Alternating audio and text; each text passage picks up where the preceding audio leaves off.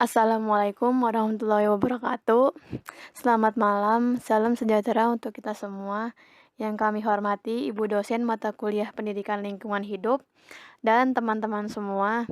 Pada malam hari ini kami akan menyampaikan materi tentang gedung koperasi yang beranggotakan dengan saya sendiri, Aisyah Maharani dengan NPM 2019 13500-268.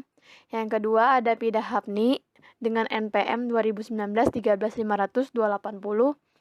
Yang ketiga ada Okiliana Sangaji dengan NPM 2019 13500-299. Yang keempat ada Maria Kristiana dengan NPM 2019 13500-406. Dan terakhir ada Fikri Anissa dengan NPM 2017 13500-119. Mohon disimak penyampaian dari kelompok kami. Pengertian koperasi.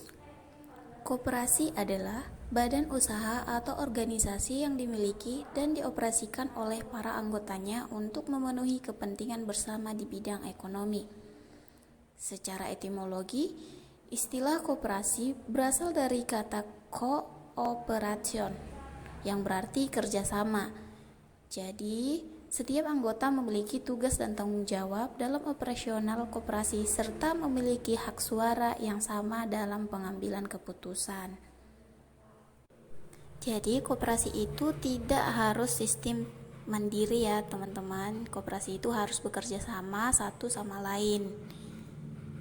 Adapun fungsi koperasi itu, yang pertama, membangun dan meningkatkan potensi ekonomi para anggota dan juga masyarakat secara umum, sehingga kesejahteraan sosial dapat terwujud.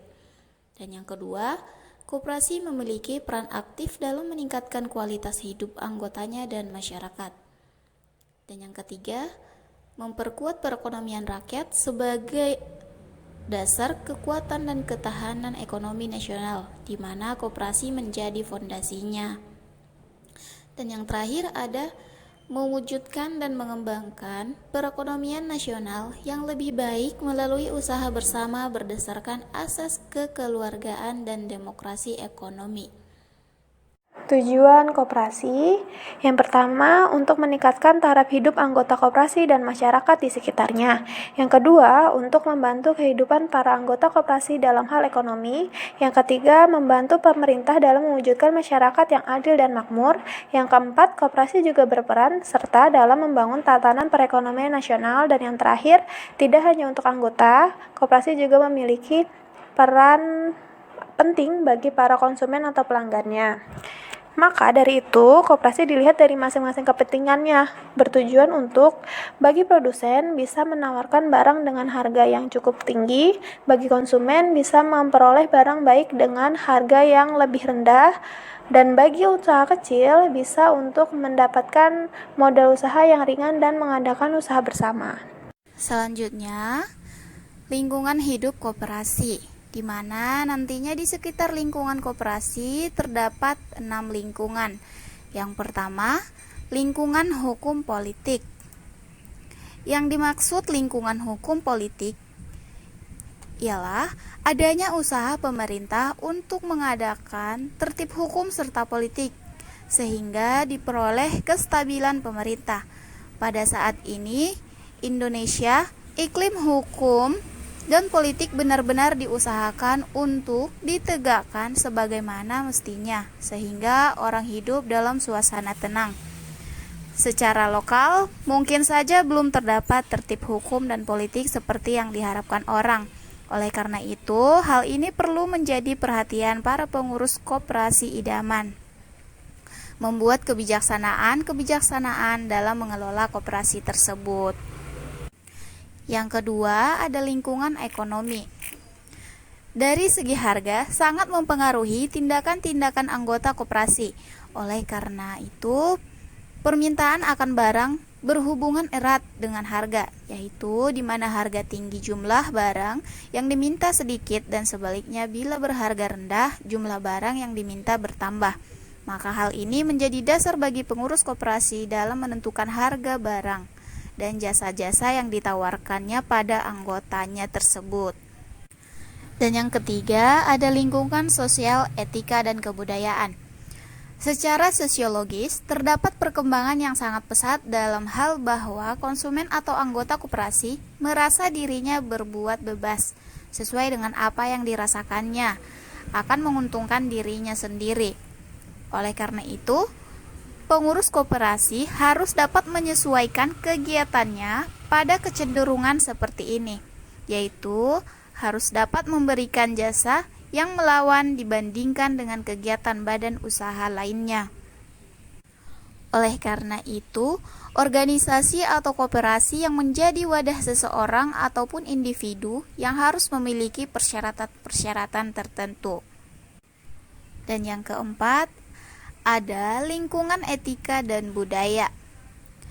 Ini sangat berkaitan erat dengan etika dan kebudayaan.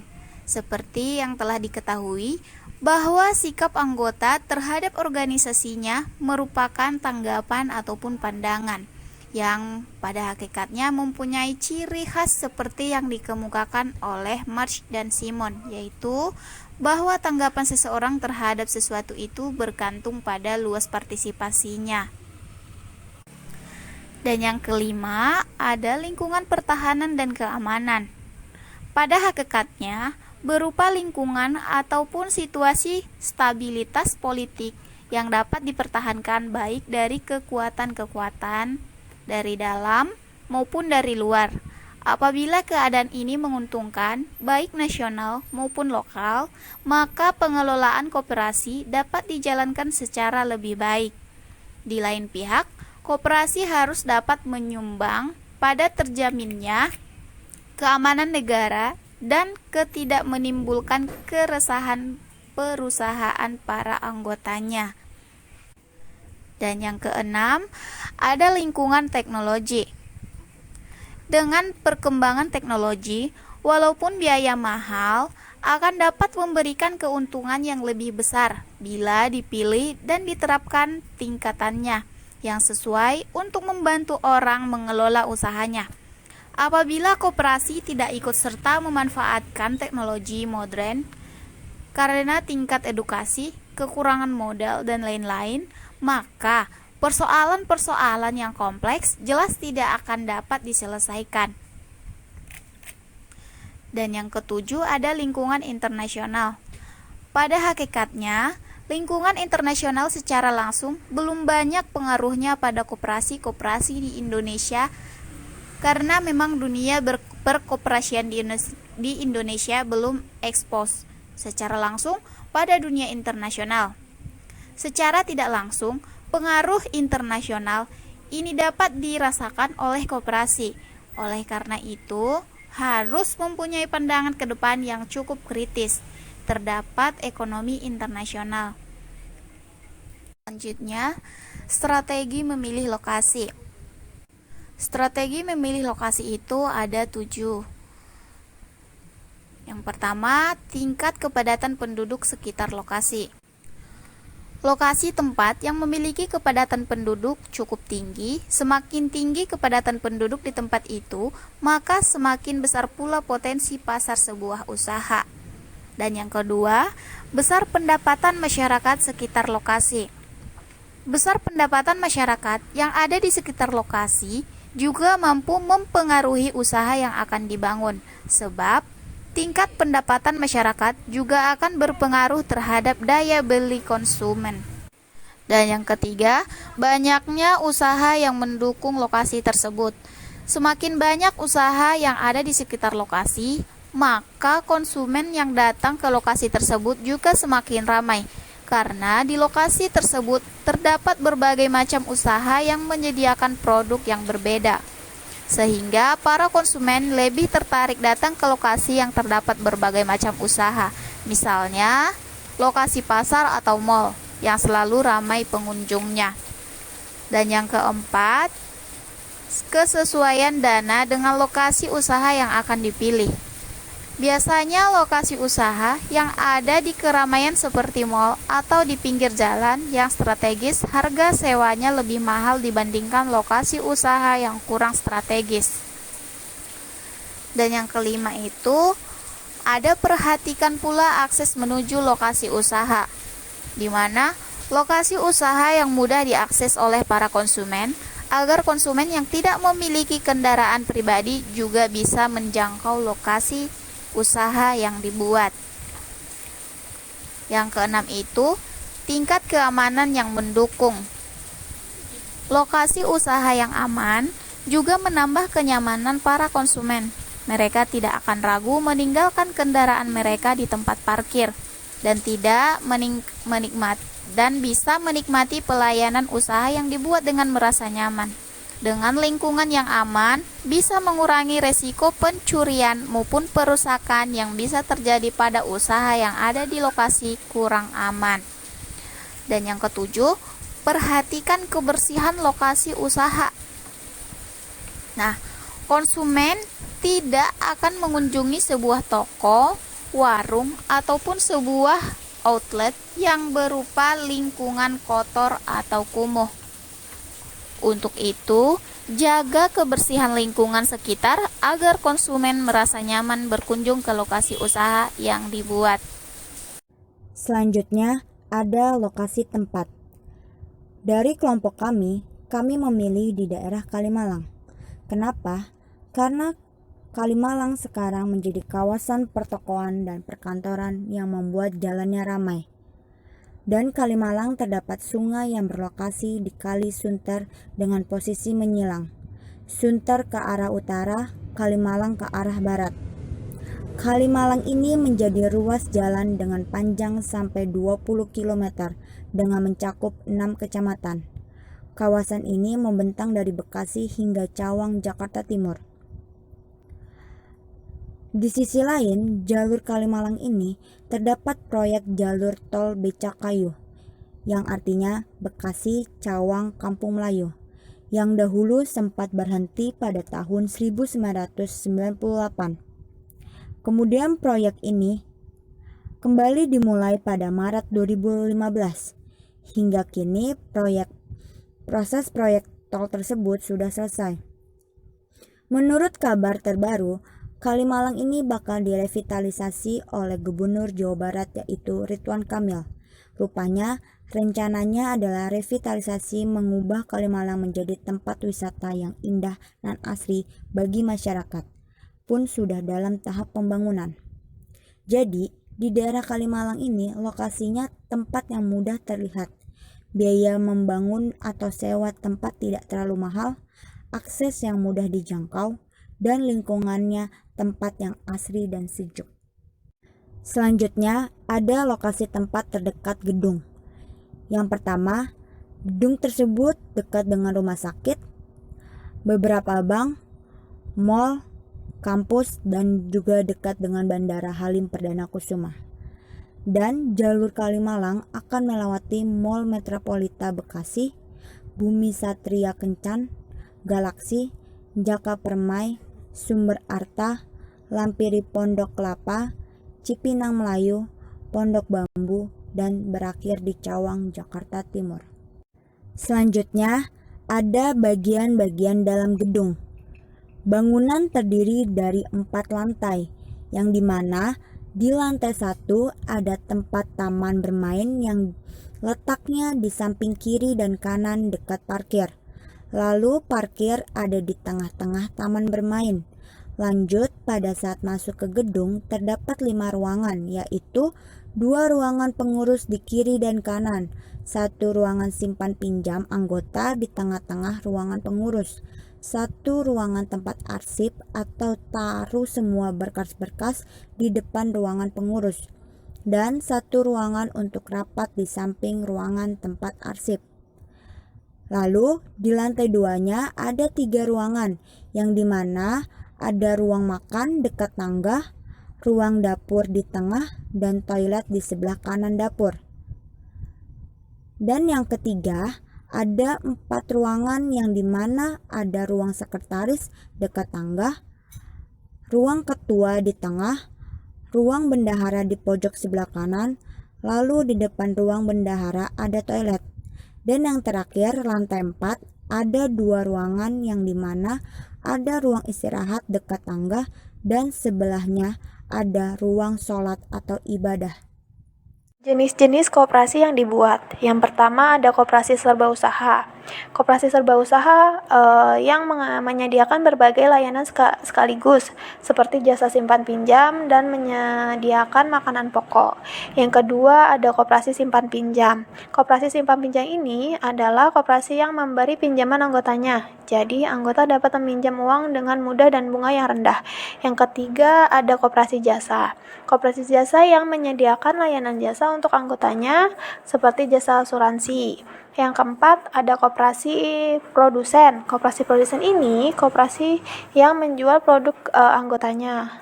Misal, koperasi susu dari para peternak sapi perah. Dan yang terakhir ada koperasi konsumen.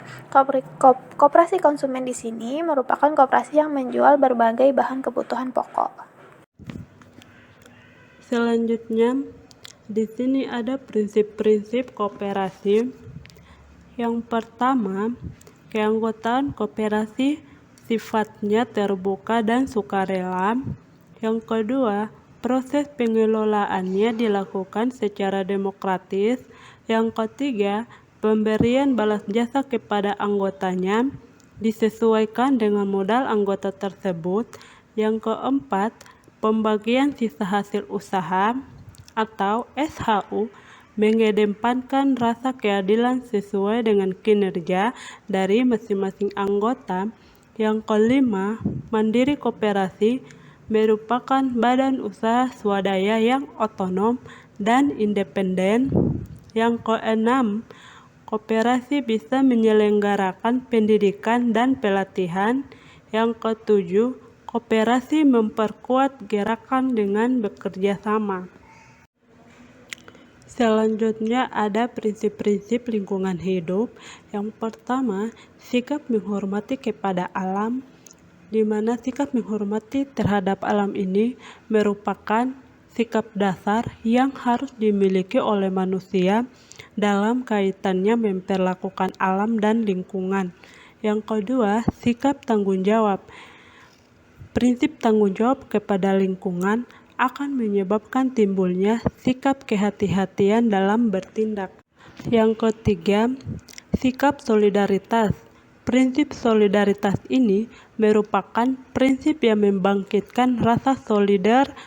Rasa solider akan bangkit yang berupa sikap sepenanggungan dengan alam dan juga dengan makhluk hidup lainnya, sehingga akan mendorong manusia untuk menyelamatkan lingkungan. Yang keempat, prinsip kasih sayang dan kepedulian, di mana prinsip kasih sayang dan kepedulian ini akan melahirkan sikap sukarela bertindak untuk menjaga alam. Yang kelima, prinsip no harm. Prinsip ini merupakan tindakan yang tidak merugikan atau merusak alam. Yang keenam, prinsip hidup sederhana dan selaras dengan alam. Dengan adanya prinsip ini, maka pola hidup manusia modern harus dibatasi. Prinsip ini muncul didasari karena selama ini alam hanya sebagai objek eksploitasi saja dan sebagai alat pemuas kebutuhan saja. Yang ketujuh, prinsip keadilan. Prinsip ini adalah berbicara terhadap akses yang sama bagi semua kelompok dan anggota masyarakat dalam kaitannya menentukan kebijakan pengelolaan sumber daya alam dan program pelestarian alam. Yang kedelapan, prinsip demokrasi. Prinsip demokrasi ini merupakan suatu prinsip yang terbentuk karena adanya keanekaragaman pendapat maupun prinsip-prinsip yang lainnya yang berhubungan dengan kebijakan atau baik buruk untuk alam. Yang kesembilan, prinsip integritas moral. Prinsip ini merupakan prinsip yang menuntut pejabat publik agar mempunyai sikap dan juga perilaku moral terhormat serta memegang teguh untuk bisa mengamankan kepentingan publik yang berkaitan dengan sumber daya alam. Selanjutnya, ada peran koperasi dalam pendidikan lingkungan hidup. Yang pertama, koperasi dapat mengurangi tingkat pengangguran. Jadi, dengan kehadiran koperasi, diharapkan dapat menolong nasib mereka yang membutuhkan pekerjaan.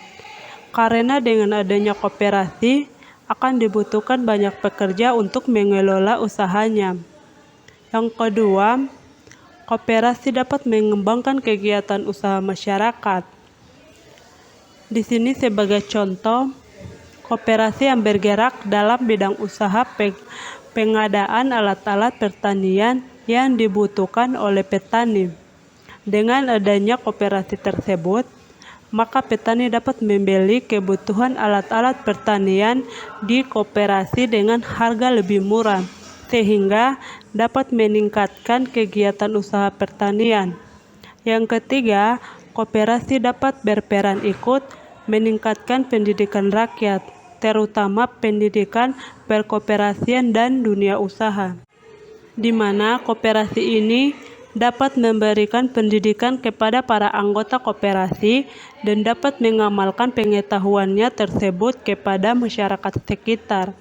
Yang keempat, koperasi dapat berperan sebagai alat perjuangan ekonomi. Sesuai dengan prinsip koperasi ini bahwa koperasi harus memiliki kemandirian sehingga mampu bersaing dengan badan usaha lainnya.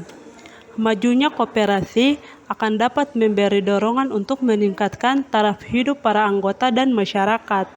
Yang kelima, koperasi Indonesia dapat berperan menciptakan demokrasi ekonomi, di mana demokrasi ekonomi ini dimaksud adalah menekankan peran aktif masyarakat dalam pembangunan, sedangkan pemerintah hanya wajib memberi dorongan, pengarahan, dan bimbingan.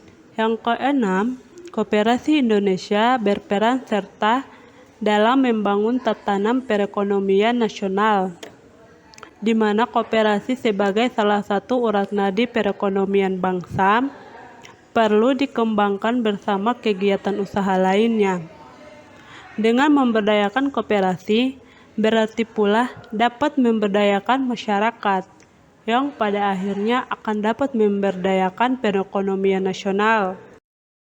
Sekian penjelasan materi dari kelompok kami. Mohon maaf apabila ada kekurangan yang telah disampaikan. Jika ada yang kurang paham, kritik dan sarannya bisa disampaikan kepada kami. Selamat malam. Wassalamualaikum warahmatullahi wabarakatuh.